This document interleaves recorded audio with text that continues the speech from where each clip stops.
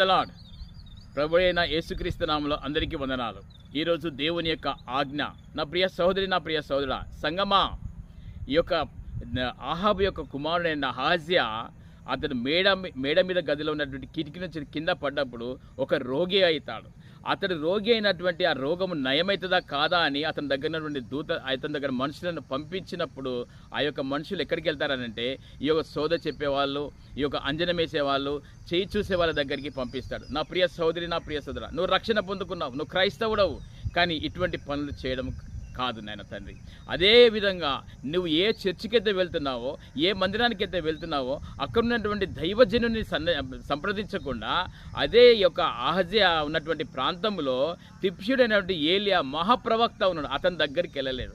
ఆ యొక్క ప్రవక్త అయినటువంటి ఏలియా వారిని చూసి నీ యొక్క యజమాని మంచం నుంచి వెళ్ళి దిగడని చెప్పేసి శాపమిస్తాడు. ఒకవేళ